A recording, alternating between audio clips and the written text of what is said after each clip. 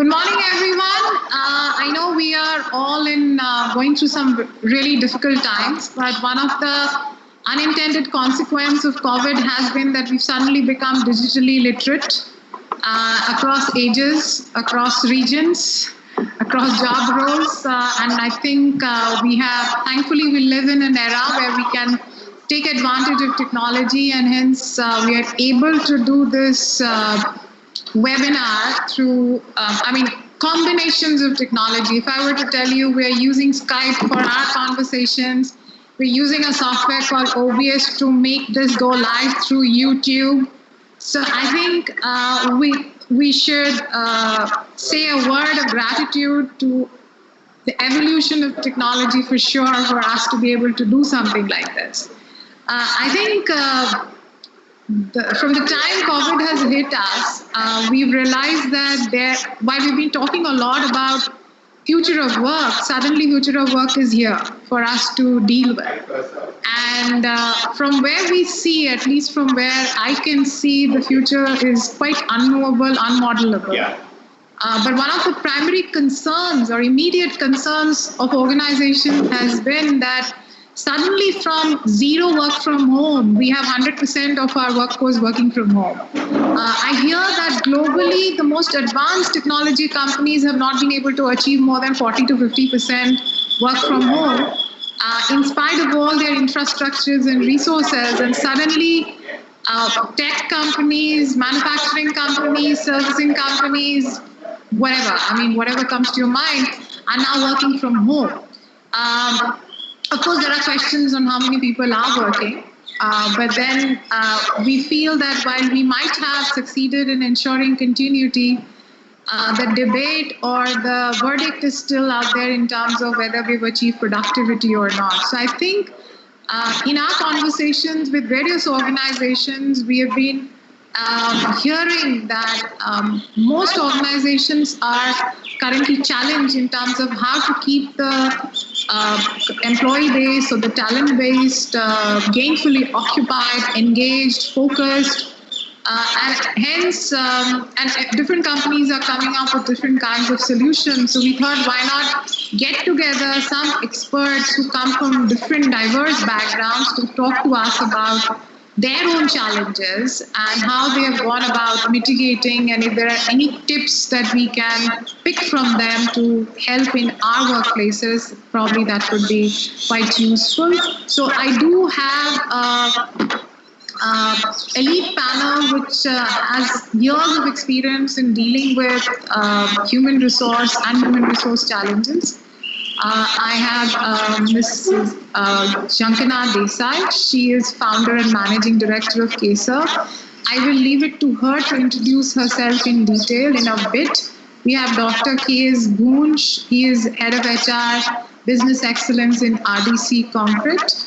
And we have Sujitesh, our dear friend, who is now the Global Digital Ambassador of the World Assessment Council, but he has years and years of experience, especially in the world of technology. So now I would request, Jankana, why don't you, all of you can just spend 2 seconds not 2 seconds, take more than that, to introduce yourself, and then we will start with the questions. Sure. Very good morning to all of you and the viewers who are watching this now. And thank you for your kind words, Ritu. So yes, we're all here to discuss the challenges which seemed like a mountain when the lockdown started, but now we've all sort of come around to get used to it. So I lead a company called KSER BPO, and as the name suggests, we are a BPO company with about 500 to 600 workforce at any given point in time. It being a service industry, it's quite resource intensive and security intensive as well. So just to give you an idea of how critical this work from office is in our case. So I'll come to it later when we do the round.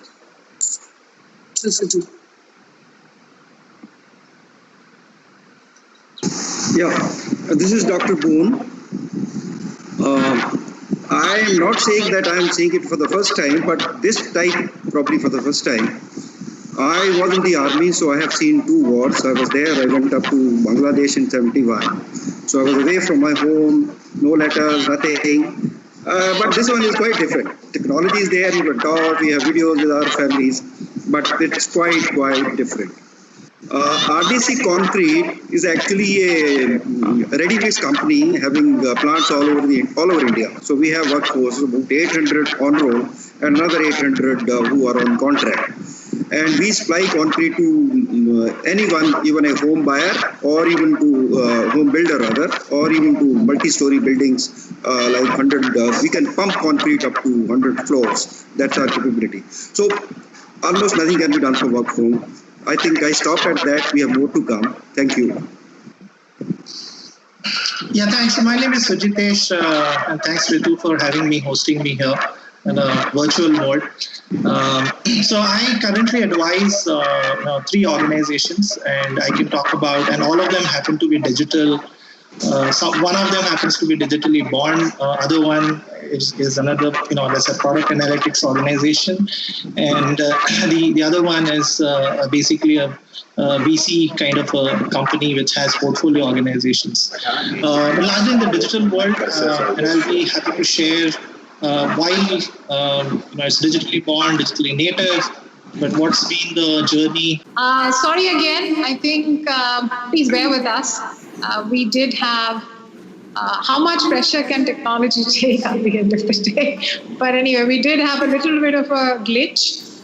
We are back again, and I'm going to start with the first question that I had asked Jankana, which is, given that her organization had zero resources working from outside of office, to today a scenario where nobody can work from office, how has been the experience? What have been her challenges? What have been the challenges around productivity or just continuity for all one knows? So, Jankana, over to you again. Let's resume the conversation. Sure, thank you. So it's a good question because, like you said, the first question is that of continuity, and then the second would be productivity. So to talk about continuity, in our case, there are 2 major issues. One is the way the technology security is set up around the internet and the IT security, and second is the physical security. So the physical security is so tight that you have to ensure a paperless environment, considering that we work with client data. And the privacy laws are pretty stringent, both globally as well as now in India. So no one is allowed to carry their phones inside or notebooks or pen or anything inside the office. Everyone has to leave it outside and come in so that no data is picked up either by phone or or on paper. So while your technical security can be taken care of in any environment, whether out of office or even at home, your physical security remains a challenge.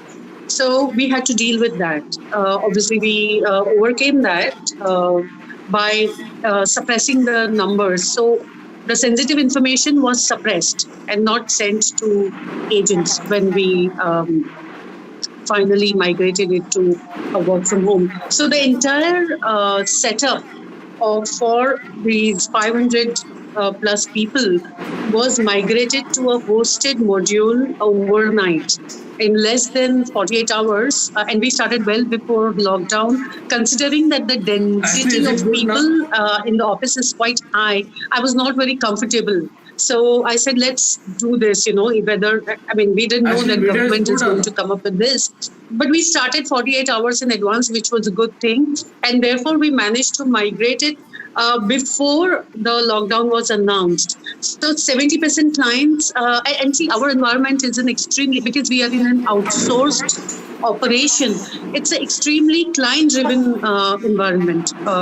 And therefore, we need their approvals before changing anything. So we got approvals from about 70% of our clients, and we moved all those people to home. Now, the challenges, other challenges that we faced were resources. One is everyone does not have and access to laptop. Also, considering the demand supply situation around that time, we could not even hire laptops in this time frame. It was also difficult to ask people to take their office desktops home because they all come from different parts of Mumbai. They all come by trains, etc. How do you get them to their residences? They are spread all over Bombay, different suburbs. So it was very difficult for us as an organization to get these resources to their homes. So we had to launch again in less than 24 hours, launch a light version of CRM, which could be operated on their phones. And we just went ahead with this solution. Obviously, it came with its own challenges. It took some settling down time. It took some 3-4 days for people to get used to it because it was very hard for people, taking call on the same phone and have a small screen. They're used to large desktop screens, and now suddenly there is this small screen on which they have to work. Obviously, those processes that used sheets were not migrated because of data concerns. So those 30% did not move anywhere. They were shut down immediately. But the 70% which could migrate, which were pretty secure, we did. So this being taken care of, the second challenge was that of internet bandwidth, something we just spoke about before getting on this webinar. So the bandwidth is such a, I would say, precious resource at the moment. And everybody is trying to take their share out of whatever is available. So that is a concern. So the call frequently drops, then they lose link, the data link, etc. So that was the second challenge. Also, the kind of homes that people live in or people come from. See, everybody, I just listened to a talk by Sadhguru yesterday where he was talking about the challenge of people living in a 2 BHK home. Now here, 2 BHK is a luxury in Mumbai.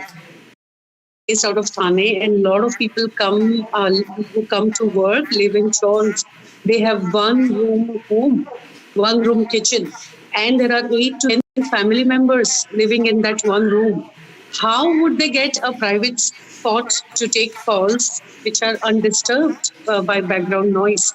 So these were some of the challenges that we faced. So employee engagement was not a challenge at all for us, but there were all these different kind of things that played up. And those people who had more than 8-10 members or who lived in very congested homes, they are not able to work. So we had to we had to allow them not to work. Sure. So, yeah. I'm going to have some follow-up questions to the stuff that you said, quite a few questions, but let me just finish the round and then we will come back to those questions. All very, very relevant points you raised, and I think many of us have struggled. One thing we have realized is that suddenly data is oil. I think it's become so precious today. But moving on to you, Dr. Boone, what have been because you are on a similar board. None of your people were working out of office and suddenly they can't go to office. So what were your challenges and what kind of engagement you had, continuity issues you had, productivity issues you had? Okay, so firstly, the moment this lockdown was announced, our first worry was really not engagement. First worry was cash. Cash is king. Cash is going to be the king because there will be no cash will come. No, once the lockdown is there, even my creditor, they have started paying after the lockdown. They don't pay. So we did something and we collected a lot of whatever was lying here and there so that we are at least keep our head above the water. That was the first immediate reaction. Secondly, as I said, we cannot work from home because our plants are located all over the country. They supply within the cities. So work from home virtually is impossible and nothing can be produced now. Nothing can be moved. So I have to produce, I have to move it on the road and I have to deliver to the customer. It is end-to-end supply chain. All these are not possible. So practically it's a standstill. I mean, no work is happening. So then we said, oh my God, now these 40 days or 25 days earlier, now 21 days, now 40 days. What do we do? So we did a survey among our employees immediately. In fact, within 3 days, we had a survey rolled out. We want to figure out their issues, our issues, how do we do this thing. So we got 4 outputs out of that survey. One is anxiety and fear. Since I have been into some situations like this, I made a video and we posted it on our YouTube channel so that they could see what anxiety and fear, how they can be handled. I mean, these are situations which will come in life. So biggest thing was 78% people had anxiety and fear issues. The second one was that work from home. What work from home? It's very difficult. Even if you give me work, I can't. There is hardly any. I'm not used to it. That's another. The third one was that 15% of my people, when the lockdown is lifted, they are mentally not ready to go back to work in this kind of an environment. Everybody knows virus is not going to go away. So what do we do with those 15% people? We identified all this. Ultimately, we figured out that employee engagement, productivity and profitability, there is a very strong link. It's a strong chain. This chain has been now broken. Once this chain is broken, what is left? Profitability is gone. Productivity, the way we define it, it's gone. Only engagement is left. So probably what you can do now is, as I said earlier, is engage people so that they become more productive and then profitable, and we cover up all that. That's why we moved in. So do you want me to cover what all we did? Or because there is a second sort of a set where you say your best practices, how do you tackle it? Yeah, Ritu, tell me, please. Come back to your solution, what you have done as a second round of questions. Yeah, okay. Just for the benefit of everyone in this streaming, Dr. Boone is a war veteran and has been with the army, and he may not have experienced COVID, but he's definitely experienced difficult situations much more than what we people who live in the comforts of cities have experienced. So it's always good to have someone like you amongst us. So Jitesh, now on to you. What are the things that you've heard from the different companies that you are advising? What do you think have been the typical challenges they have faced? Of course, the tech companies were much better prepared, relatively better prepared, but yet throw some light on this. Yeah, I think in the last couple of years, I've been talking a lot about digital, and this was like an acid test of how we are ready and what kind of assumptions we made or perceptions that we had. So let me cover briefly. So one, I think from an employee standpoint, everybody who was working in the tech digital side of things wanted to definitely work from home, because that was, while there was some policies that briefly allowed a few days or a few restrictions, certain levels of the company, the dream ask or the wish, the laundry first list or the thing is like, can we all work from home? I think there were tools that were supporting. I think it was never tested to have 100% work from home. But generally, I think all the companies that I advise, there was a policy in place. There was an avenue to do that, but not like 100%, right? So not all managers were prepared, and the trust was there and the thing. So I think work from home moving was not that difficult because of the nature of the business and some early adoption to it. In fact, company in Bangalore, because we, while the national lockdown happened on 25th of March, it's almost like 13th of March. It's 12 days before that, the process had started. But I think one which came from work from home, which is WFH. There's another work from home which is called work for home. So I think as the lockdown really started, right, and suddenly you had to figure out a lot of millennial crowd which would have their lunch and sometimes their snacks and maybe their dinner at the office, had to figure out where would they get the food from. There are a lot of people who are staying in, while we say work from home, but I know like 75% of the crowd of the companies I engage with, they're not really at home. So they're actually in a home away from home, right? So they're in PGs and they're in shared accommodation. Most of them are not really having a family right here, so they are singles. So they got to figure out. They got to make suddenly a kitchen for themselves. They got to figure out where they eat. If the Swiggies and Zomatos are suddenly not delivering, and it doesn't help if they get some grocery, and how much can you actually survive on noodles and pre-packaged food. So I think the whole thing was work for home. So that had to be kind of built in. And I think the first week, 10 days was all about saying, okay, you're expecting work from home, but then work for home. And the same population that was asking for this also realized 100% work from home is a different agenda altogether. Okay, that's one on the employee side.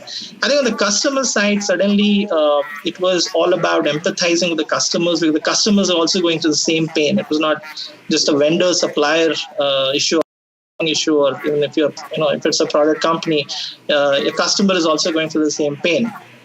And the shift had to move from essentially from a discretionary things that the customer wanted to actually what the pain points are, what are the needs, what are the immediate things to do, right? And I think that needed a change in mindset, both from the customer-facing roles, which is the sales guys, and then also the people who are kind of delivering or attending to the customer success. So a whole mindset thing, and I think it's still not sorted out. We're still going through that process of reorienting what is called customer orientation, right? So we got to figure that out. I think the third thing, while technology is being talked about so much, and a lot of you saying if everybody's working from HR, then what has HR got to do with it, right? So one thing is sometimes I felt that technology has become more human, right, than the human beings earlier, right? So I think with this work from home, enabling technology is putting a check on both management, leadership, and also the employees, right? So one gets to be more disciplined, use technology, collaboration is coming in.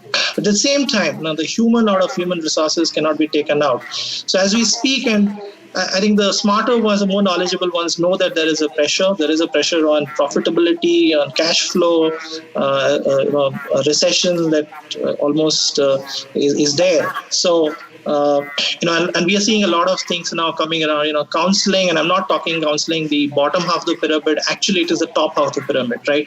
The leadership -1, leadership -2, they're actually there is so much anxiety and fear. So it's not just anxiety and fear at a broader level, but actually anxiety and fear on the leadership level. And therefore, that's something that technology really can't address. And that's keeping, HR folks like me at actually who's going to have the difficult conversations, who's going to be the listening board, what's the, how do you kind of reorient it? And I think these are some of the challenges that I have seen in the last 30 days. Much of what all three of you have said, I think we ourselves have experienced, because TeamLease, when we processed more than 700,000 transactions, and that's all done from offices, from our different offices. So we have not really seen a single day where we had to do any of this away from office. And that's why our tools, workflows, structures, organization structures, were all built for a work from office environment, and we had to now bag and baggage. And I think bits and pieces of what many of you have touched upon, things like infrastructure issues, hardware issues, data security issues, whether in terms of how you balance between your internal engagement as well as customers. How do you keep your customer also our outlook that customer is still important? How do we continue to service them? I think we have ourselves firsthand experienced all of it, and I think all of what you have shared resonates well with me. I think let's move on to what have we done about some of these challenges. I know it was just thrown at us with very little preparedness, and hence from your vantage point, from in your respective organizations, or given your nature of business, how did you go about dealing with it? How did you ensure that you kept the team together, you kept working? Because I think finally you can't stop work. The organization's performance, profitability, revenues are dependent on ensuring that the show goes on. So what have you done to keep the team together? And get them rallying around in spite of all the challenges and difficulties? So if there are any innovative practices you've adopted, also I've heard that some businesses, given their categorization, were able to have some people work from office. Any insight? I mean, it may not be applicable to your business, but in your HR fraternity, have you heard any stories about how people managed in spite of, let's say, 15-20% of staff may be working out of offices? What have they done? So I think any perspective is good for us, given that the audience today is quite diverse. So can we start with you, Sujitesh? Yeah. So I think one thing I think we did in terms of, I think it also has to look at it from a business standpoint, right? So I think employee engagement is one part of it, and I'll talk about it. But I think it's more important to look at it from a business angle. So the first thing, I think one thing we have done is reoriented our business plan to a quarterly plan. So we're no longer talking about an annual plan. We're talking about a quarterly plan. So whatever was happening annual becomes quarterly, and what was happening quarterly becomes monthly, and whatever was happening monthly becomes weekly. So that's the rhythm in which we've got into, right? Because you can't really think like the annual. You can't even know what's going to happen next month or 2 months. So I think that's the one change that we immediately did. Second one is that we started looking at reserves and buffers, right, including.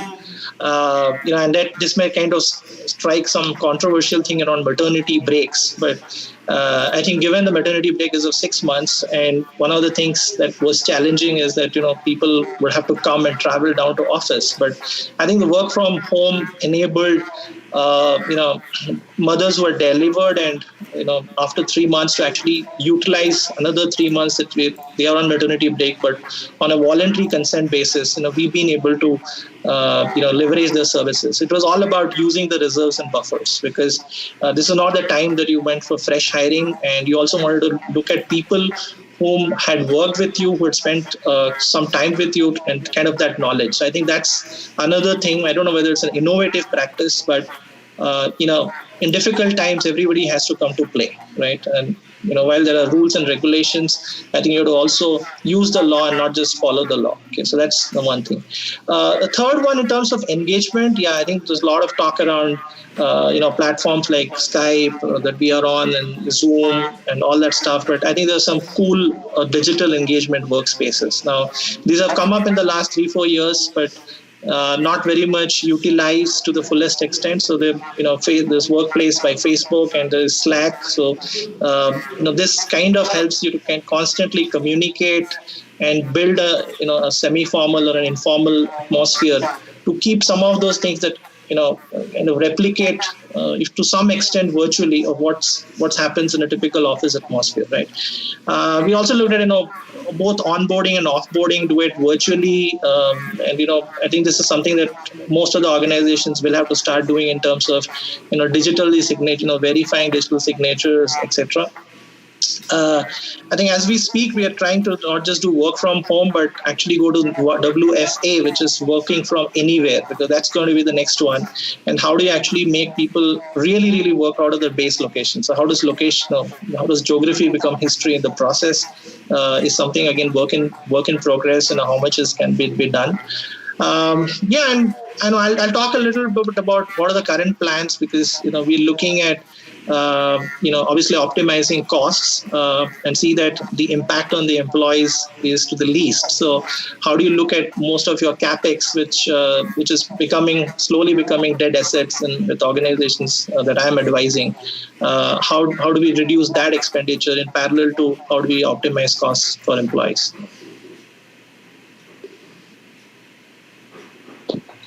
Thanks so much. Dr. Woon, why don't you weigh in? What have you been doing to kind of overcome some of the challenges that you're facing from a talent perspective? Again, how are you ensuring continuity? How are you ensuring productivity? And how are you keeping them engaged?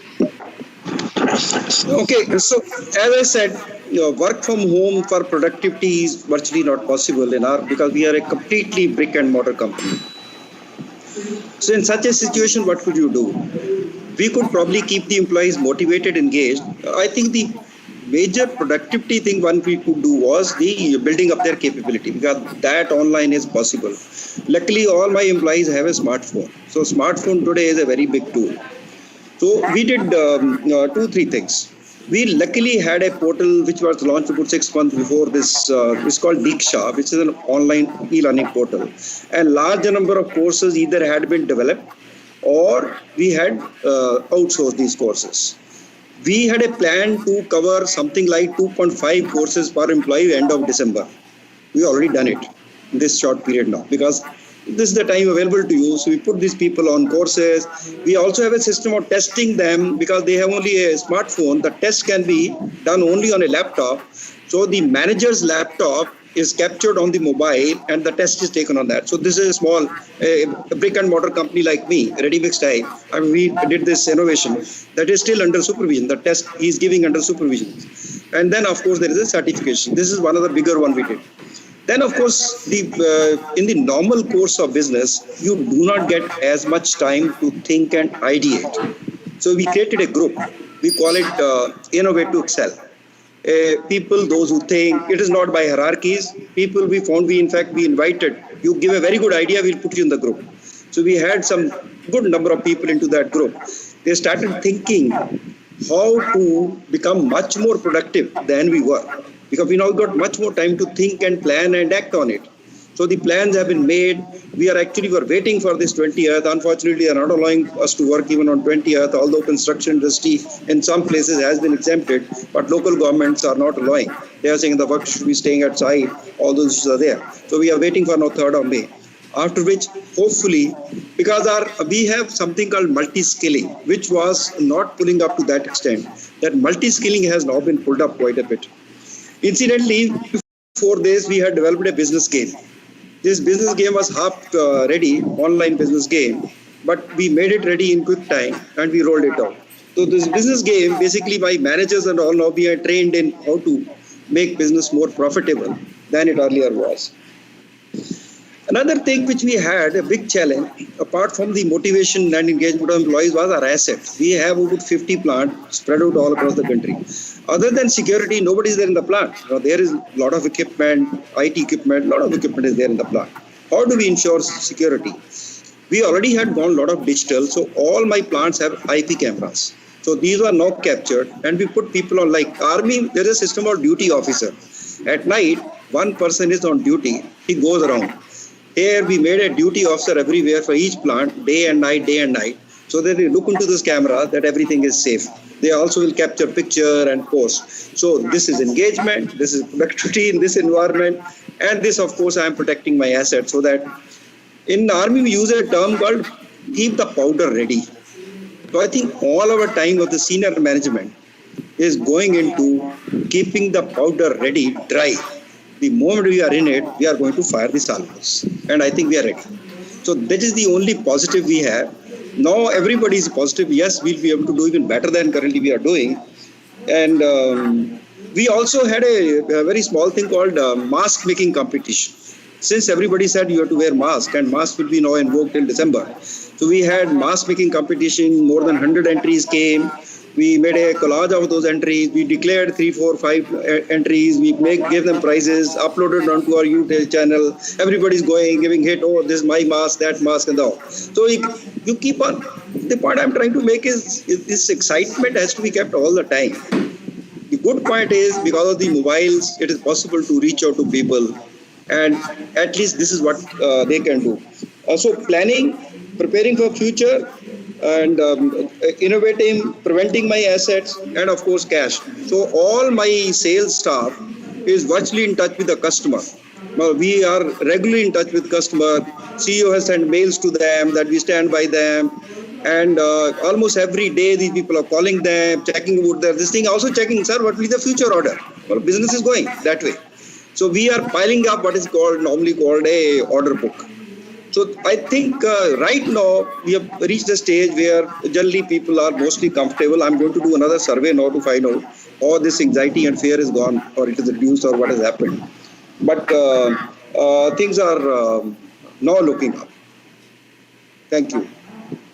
Thank you so much. As usual, it's always good to have an army man. You pick up these very interesting terms. So keep the powder ready, something that I will never forget. And I'll keep that in my head. So yeah, keep the powder ready. I think that's very key now for all of us. Yes, over Thank to you. you, Priyanka now. What have you been doing to, again, the same questions: continuity, productivity, engagement? How have you solved some of the challenges? Well, I already addressed the productivity bit or the technical bit and the productivity bit in my earlier answer. So I'll not repeat that again. But from a human resource perspective, how did we keep the engagement going? Because with a vast workforce working from home, it's quite a daunting task. But what see we I think the blessing of being in a BPO industry is that it is so process driven. So today we realize that all these processes were came in so handy when this happened. So we anyway have this routine of daily briefings with the teams. See, one is the structure, and two is the processes set within the structure. Okay, so your structure it's a proper pyramid where you have a huge frontline revenue generating workforce. Then you have teams within the workforce, and you have supervisors leading teams of 10 to 15 people. You have auditors who audit the work of these each team. So you have three supervisors attached to an auditor, and then there are assistant managers and managers above them, and so on and so forth. So there is quite a structure, and the structure is required because this work is pretty repetitive, daunting, and very resource intensive, as I said. So you need to have all these people looking over people and ensuring that everything is because in factory everything is churned out basis the mold, and there is no room for error. But in this kind of when you are dealing with human resources in a factory like environment, there could be it is error prone. So now the very processes came in handy, just that they were virtual in nature. So every morning, our supervisors and managers had structured check-ins on Zoom calls and go to meeting, etc. They used all these technology within the teams. Once those structured check-ins were over in the morning, then there would be all the supervisors and auditors, etc., would rally into the managers and report back. Also, for every client and every work group, we created WhatsApp groups. Now, this was very simple and basic, though you have Roundcube and we used to use a lot of other things like Slack. Also have Azure, Microsoft Teams, that is quite useful. But at a short notice, and we found this very simple. People are comfortable, and they're anyway always they're on the phone, so it's easier for them to access and report, and it's quick. So every morning we would get till date we get attendance of every work group. So first thing, how many people are logging in, how many are active, how many are absent, etc.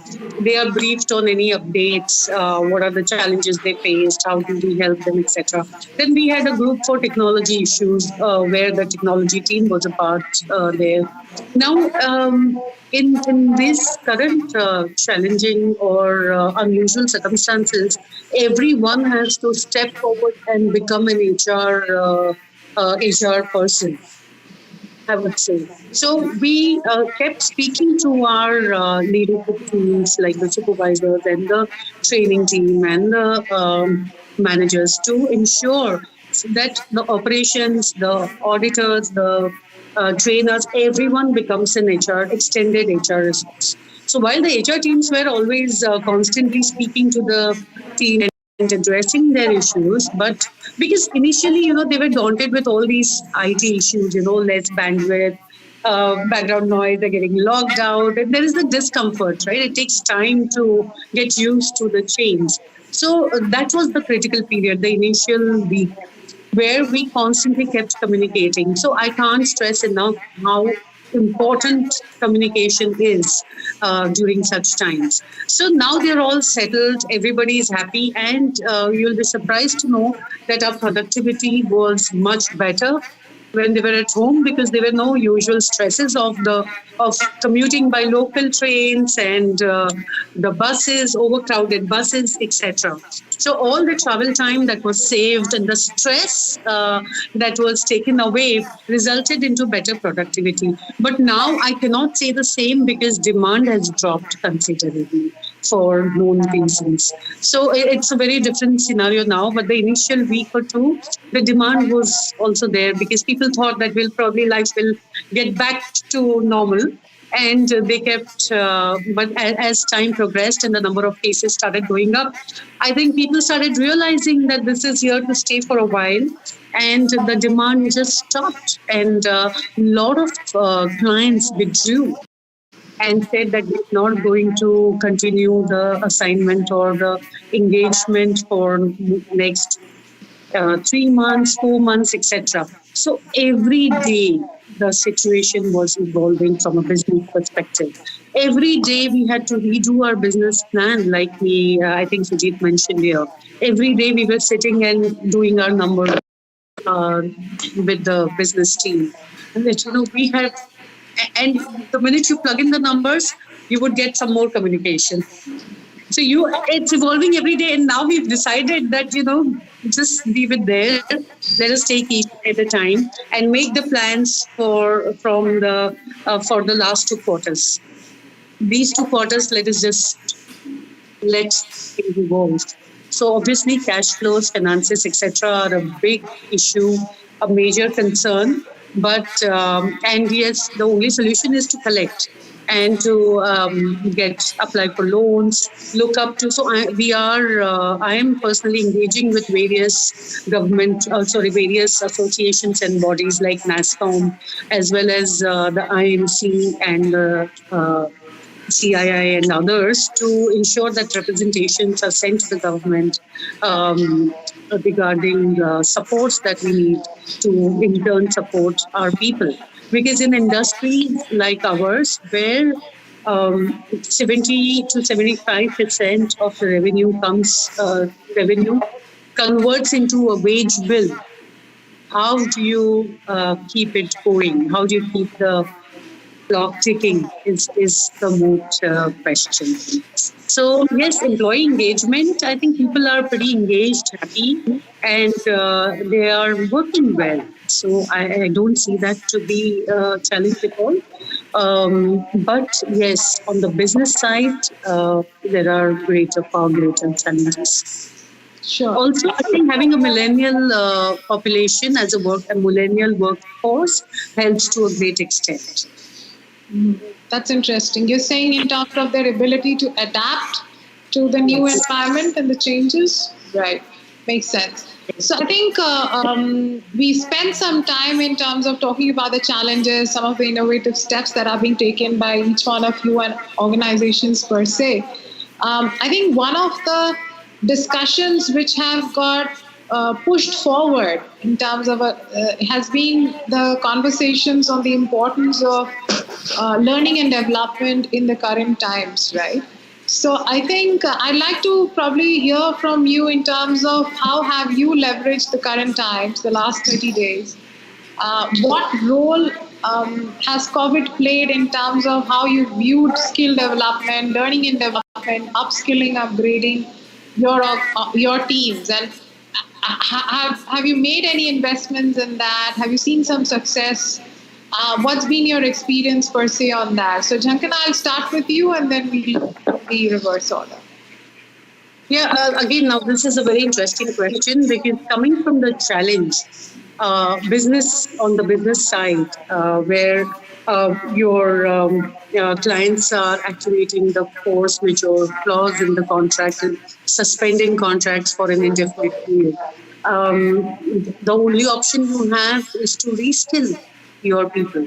So we had to immediately go find work. We realized that there are just a couple of industries well in the current times. One is your e-commerce essential services. Other is insurance. I think, yeah, these two are mainly the industries that are really flourishing at the moment. Besides healthcare, of course. So on the insurance side, we realized that there was an opportunity. So we've started a reskilling program for our people who are not working for their clients, for their assigned clients anymore. Now, if you look at the pre-COVID era, the minute you say that, okay, you're going to move from this assignment to another assignment, people would come with their resignations and say, if I'm not allowed to work for this client, I'll quit. I don't want to work for anyone else.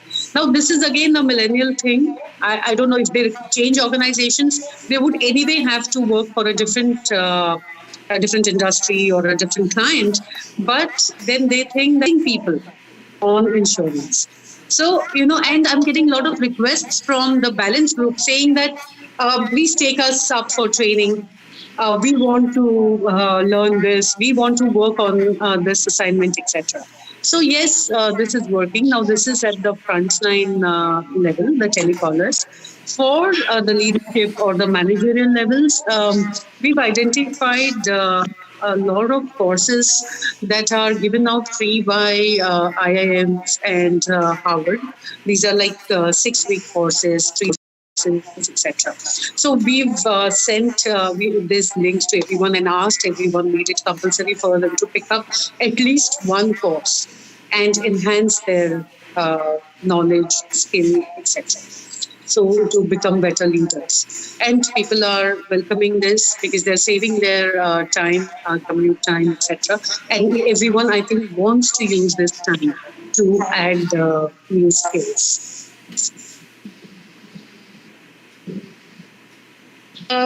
Dr. Boone, over to you. Yeah, okay. As I said, we have an online learning platform, luckily launched 6 months back, called Diksha. In addition, we have a tie-up with the DDI for assessments, online assessments. So these, which were already going at a slow pace, they were staggered because people have to work. And also, plenty of time is available. These has been accelerated. We have a multi-skilling program. You see, unlike other manufacturing industries where people probably work in an assembly line, my work is quite interrupted kind of a thing. Sometimes there is an order, nobody's working. Sometimes people are doing some work in a silo kind of a system. So we've been propagating this concept of multi-skilling. We had developed modules for people to skill in other skill sets. So these have been pushed very vigorously. As I said, we have a method of taking tests under supervision, of course online, and certifying them. So we have already reached our target of December L&D as far as the online learning is concerned. Classroom is not now possible, but largely I think quite a bit, especially the technical courses, surprisingly are more effective in online learning than even in a classroom. Because in classroom, sometimes they get bored here and there. Here, you can really focus on to them, ask certain questions, again repeat it. So this is effective. We have soft skills, also selling skill courses as well. So we are putting the people through those courses like negotiation skills, selling skills, managing anxiety at workplace. Lots of, we have something like 17 soft skill courses, time management, team building, all those are there. What we've done is we have assigned employees that my training and learning this L&D manager actually monitors these almost on a daily basis. So a tracker is put out to the environment complete. Everybody can see which location, which business has done how many online courses. So this is giving a push. And employees who are not covering, I think very rightly the word, I think I also wanted to use that word, that is work for home. There are people who are nowadays working for home. So they are being pulled out and told, okay, you have to complete this assignment. Then with the year, new year has started. So we have this KPI issues coming up, which was going on a little slower pace. All my goals, KRAs and targets, everything has already been now completed. Earlier it used to take about a month. It will done probably a little later than this thing. So my PMS ladies completed all entries uploaded. We have an online PMS. So I think this L&D is the best tool to engage people today. And we have the simulation game, business game, which we played around. Then we have twice a week, there is a con call with business leaders all across the country. We come on a platform like this and we discuss, as I said, let's be ready for future. So L&D is by and large, I think 90% L&D is happening, sometimes even better than probably it was happening earlier because we got time. Thank you. So Jitesh. Yeah, so firstly, I want to actually rename learning and development to, first learning should be renamed to unlearning, and development should become disruptive development. I think we should now rename the function itself. So, what has been, different practices that, I've kind of advising and some of them got implemented also. So one is, I think, we're taking people through this whole phenomena of unlearning, across the pyramid, right? And right from the leadership to managerial to the workforce. So technical learning has not been a challenge because I think it's this has not only kind of reinforced that people have to constantly keep learning, and therefore technical learning is like a lot more individual driven. And given the fact that people are saving a lot of time otherwise that they would have consumed in commute. So they have clearly 1.5 to 2 hours every day to spend on self-learning technical modules. Having said that, I think, we've used MOOCs from IIMs, but unfortunately, some of those tell you about what's to be done in regular times. It doesn't tell you what's to be done in the business as unusual times, right? So even the best of people management, leadership courses have all spoken about, and research is all about things that are normal, right? And you talk, but then how do you actually create engagement when there is anxiety? How do you build ownership, loyalty when you know that there is a fear of either a pay cut coming or a job being on the line? So I think there's a lot of work which will have to be done in the development side. I see there is going to be, I think last 7 days, I think ever since the lockdown got extended, and as a lot of results started pouring in of the last quarter, I think clearly there is an anxiety at all levels, including the leadership levels, where I think a heavy amount of, I don't know what to call it, a coaching, a mentoring, all of those is, from a development standpoint. It's not the training kind of things. It's the time to identify your A players. Yeah, I agree with Dr. Boone while he said, I think these are also the performance appraisals time. So I think this time it was all self-discipline as if magic had happened. So no follow-ups. I think people know that this is going to be important in the career stuff.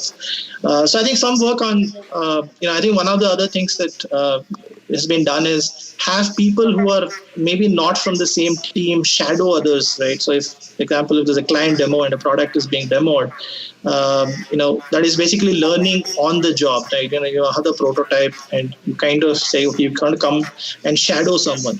And maybe 2-3 demos, can you do an internal demo to the team? So that is a way of ensuring that people are cross-skilling themselves and not looking at just the core focus area. So I think, these have been some of the things. Essentially, we want to say that can we ramp around instead of ramping down if that situation comes to the.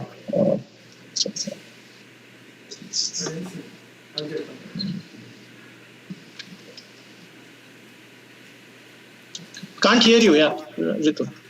You're on mute, Yeah, I think while we have done the rounds on our questions, my questions rather, I think we have a lot of questions we have started receiving. So I'll probably take up some of them. I think all of them we may not have time for, but I think I'll just pick up some of them. I think one of the questions which I wanted to ask, and any one of you can respond to that what are the some of the permanent changes that we should expect in workplaces once we go back to work, in a sense, go back to our offices? In general, I mean, you can make it specific to your businesses, but you can make it specific to, in general, what we should be expecting. But what would be some of these permanent changes we should expect in workplaces? Anyone who wants to attempt? Okay, so firstly, I think this will separate men from the boys. This is a new thing which will separate men from the boys. Secondly, the changes are going to be very intensive and extensive. But what are those going to be? I don't think anybody has got a real clear idea. Only one can guess. Maybe IT enablement will occur at a very fast pace, but frankly, no one knows. Right. Sujitesh, anyone else? Sujitesh, Chankana? Yeah, I think one thing which will definitely was, I think, the digital literacy. Now I think people are getting digitally literate, but I think it will go to the a very high level of digital proliferation, right? And I think a lot of processes will become modular in nature and substitutional in nature. So there'll be always a plan B and a plan C, which is not. So there's maybe one way of doing a process. There's always, you look at a process B and process C. And that will substitute. So it's not one best way of doing things, but multiple right ways of doing things. I think that's going to be changed. And I think you mentioned data is going to be the oil, but I think the currency which will also bring in a lot is the behavior, and both on business behavior as well as consumer behavior. I think that's going to be something which I agree with Dr. Bone is unpredictable, right? How is it going to change, right? Even next 12 months, are we all going to get scared of flying in a flight with a person next door who can be a carrier? Are we going to catch a train? Are we going to go to a mall and watch a movie? Are we going to sit in a restaurant? So I think consumer behavior is going to change, and as well as, and accordingly, businesses are made both on consumers and enterprises. But then I think what is going to the behavior is going to drive the currency. So, but we don't know. I mean, as of now, I can't say there's a permanent change, semi-change.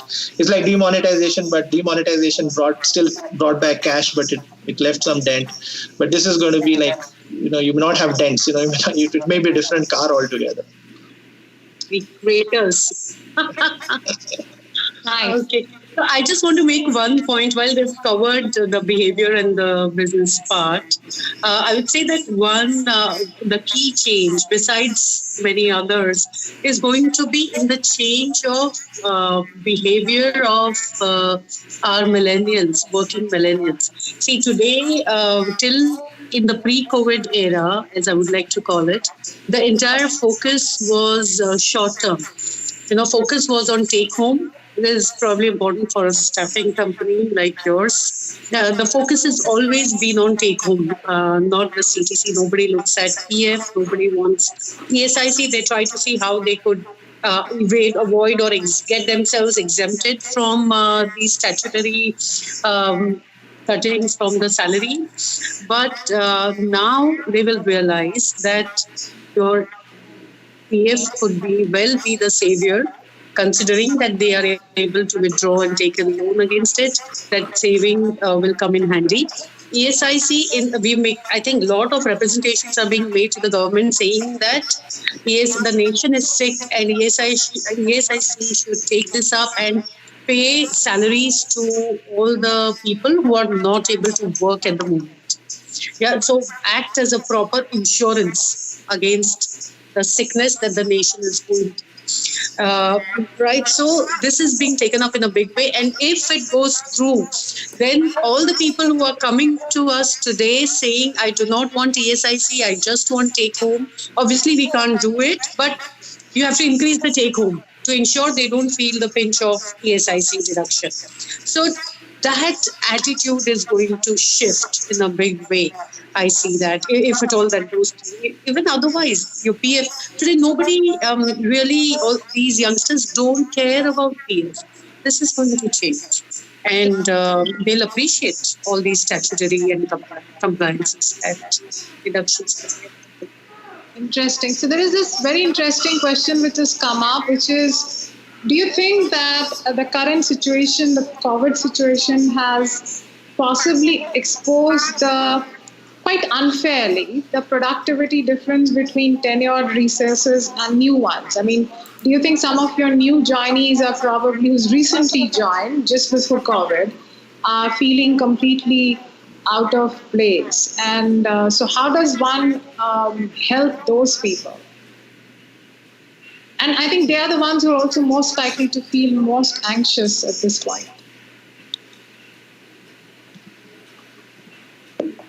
I would like to address that one. See, the other point that I wanted to make along with this take home mindset that youngsters have is the short term outlook towards their jobs. Now they'll start viewing their jobs as careers and want to look at staying in one workplace for longer periods of time rather than switching from one workplace to another very quickly. So that shift in behavior is also going to happen. And yes, the anxiety among the new joiners is higher. But if we can engage with them and if we can deal with them, as in redeploy them elsewhere in other, like I think Sujit mentioned that we need to not ramp down but ramp around. If we can ramp around and redeploy these resources, reskill and redeploy, I think that takes care of the anxieties. We have these campus trainings. We hire from campuses, and they had spent about 4 or 5 months. What we have done in the beginning itself. There is a separate group of trainees, and actually I am there sort of as a mentor. So any query which is raised by them, we also post a lot of messages in that.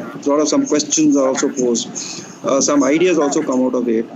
So I also probably forgot to tell you that one of the survey results was that they want communication every day from management. So we are one mail, one or either from the CEO or from me or from their business head. One mail per day is going to everybody. So everybody knows something or the other is happening. Secondly, as I said, in this online model, all our trainees have been enrolled. So they are undergoing various courses, although they are finding it slightly difficult because they as yet do not know the business to that extent. So by questions and answers, their pace is slow, but their learning is happening even online, even for them. I think keeping these youngsters engaged is absolutely a necessity because they don't know your culture. It will take some time for that culture to build. So day-to-day communication, having mentors across, that will help. Okay. So moving, Sujitesh, yes. No, I think one quick point. I think it's important to realize that people who are just joining or lesser tenure, they always will be on the fences. Given that it's always last in, first out if something was to happen, right? So I think it's a lot of communication, and I think even before onboarding. To make it fair, have that conversations of how are you going to assimilate, because I think the first 15 days or 30 days, any new person coming in to a physical environment versus a virtual environment, right? So that's a reality, but I think you have to take it that this is how it is, and there's no alternative to assimilate except that doing a lot of learning oneself and going and networking, reaching out to people on your own, I think is going to be the difference. But in terms of performance, it would always be a 50-50, whether a lesser tenured person compared to a higher tenured person. But I think that kind of recalibration, the equilibrium will be set. I give it 2 months, and I think like Dr. Boone said, right, the men from the boys, or let me say the women from the girls. I think both ways, right? So I think both, it'll all come out. Right? I suddenly realized that there are two women. I should have separate girls from women. That is. But that may not be fair on the men. So now that's a difficult task ahead of you. And in any case, girls mature faster. So I guess the line between girls and women is always thin. No, men are unlearning, right? So men are unlearning. So they're also working for home, not just working from home now. So I think there have been plenty of questions on work from home, but I'll just pick up with a few of them. And I think broadly you can cover. I'm going to take maybe one more questions after this and we can wrap up. I think the one question is that given, not particularly for your organization, but given COVID, What do you think? How much of corporate India will move to work from home? And let's keep aside the tech companies from this. But how much improvement you'll see, or how much, if you were to express it in percentage or in any other form, do you think there would be a shift towards permanently making people work from home? That's one question. And secondly, the importance, given this suddenly we got exposed to work from home, do you think suddenly physical infrastructure will become irrelevant? So you might want to marry the two questions or keep it separate, but maybe quick summaries or responses to these. Firstly, I think this is a difficult question because no one knows. But the kind of discipline, I'm using the word discipline because of the army, the kind of discipline is there in our DNA, I'll call it, our culture. I don't think work from home will become a more norm than it was. Maybe 5%, 10%. I don't see a very big change. So Jitesh, I think you kind of put a rider and said, if it is non-tech companies. I think tech companies, I think 75 to 80% people will go for the work from home 100%. It will save commercial real estate cost. I think that's clearly visible. Whether it's going to be work from home or work from anywhere, or they're going to be more setup of home offices, because it's going to put some pressure on the real estate industry in looking at converting maybe a midway hybrid, a residential area into a work area that will enable security, etc., etc. So I think those models will evolve, right? And maybe it's sort of khayali pulao at this point in time that one can actually think through. And I think there's a lot of people doing that. That is one. I think for the non-tech companies, maybe 20%, right? So may not be a large part, because only 20% of such roles can be done, in a work from home environment. But I think what is going to be there is that even if it is not work from home, I think the usage of digital is going to be heavy, right? So even it could be like you're solving a car issue, and the mechanic is guiding using technology to do that, and it can go in a self-service mode. And people could get charged, like doctors today are getting, doing video consultations and addressing patient issues. So I think it's going to evolve, but clearly, it's like you've tasted it. There will be a need to bring down costs, and one of the play is that commercial real estate is costly, so either that has to scale down. The other thing is location, geography is going to become history. So no longer, and I think we'll have job descriptions where people will start saying location is not a constraint, and talent will also start looking at it and saying, is location as a constraint? So I think that's going to be a fundamental game changer, right? Because then you're saying that the best of talent could work from anywhere. And when I talk about it, I'm also talking about in the global scenario, right? So we're not just talking about looking at it from an India sense, but a lot of people could actually work, globally, remotely, without, having to go through this pressure of immigration or visas. And that's going to be a game changer.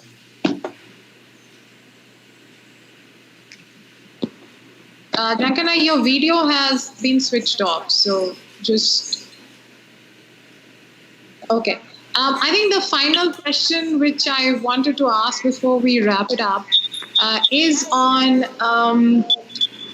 suddenly, again, I know this is probably relevant for those who have gotten exposed to work from home and have tasted blood and have been able to ensure productivity and ensure continuity for sure. Do you think that suddenly it will question the existing org structures, in the sense that org structures have been increasingly has been either anywhere between a pyramid and a cylinder, is how org structures had begun to look, and there were supervisors of supervisor. Now that we have experienced that so many people have worked without zero supervision, do you see that there is going to be a huge reshuffling, rejiggling, or reorganization in this so-called supervisory layers which have built up in organizations over the years?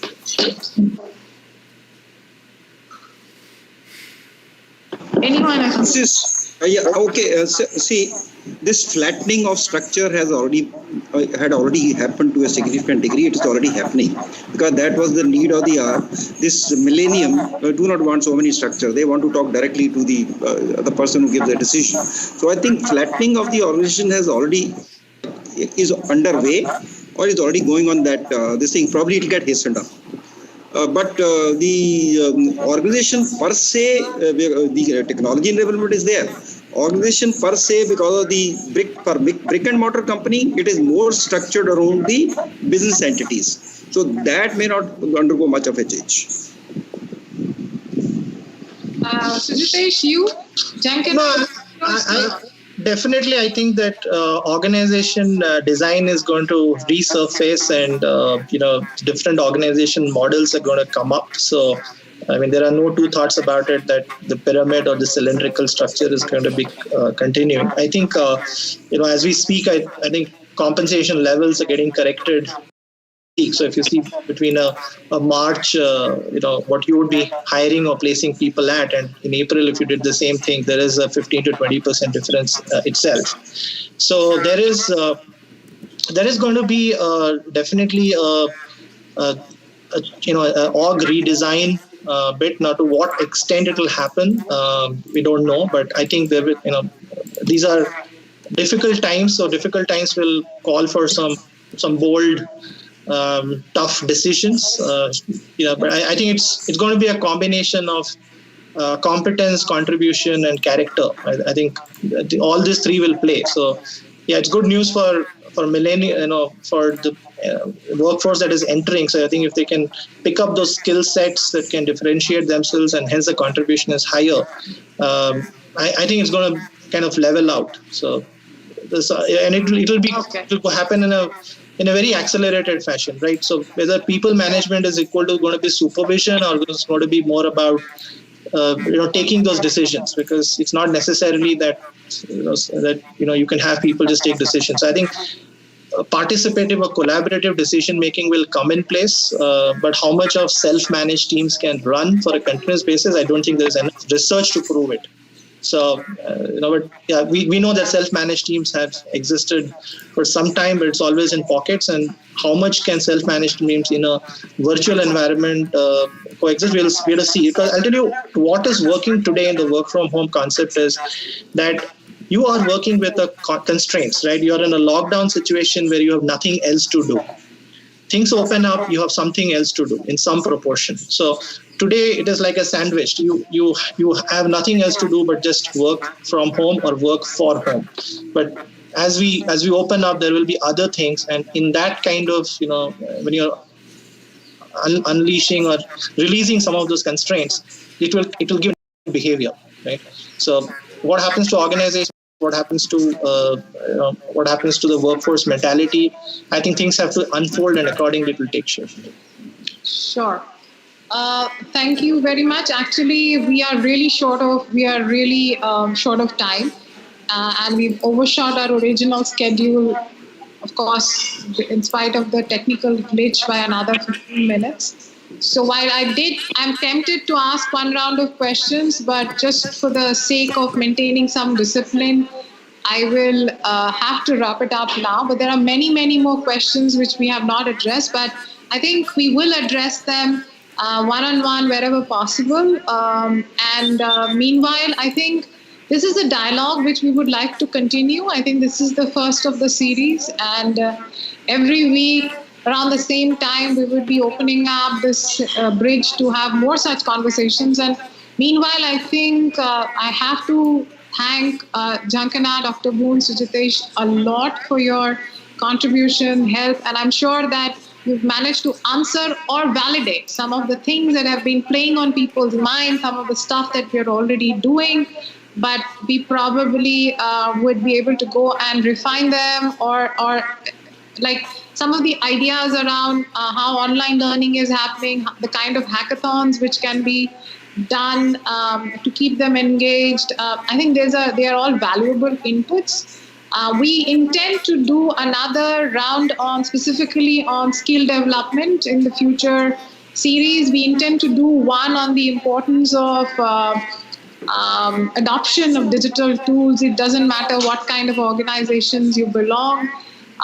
The importance of expediting reforms around employment, employability, education, and the works. In summation, I think we've been for a long time as an organization propagating the importance of paperless, presenceless, and cashless, and suddenly COVID has brought that agenda right at the center of all discussions today, because I think in no other times has been the PPC agenda more relevant than today. So thank you so very much for your participation, and let's keep this conversation going, right?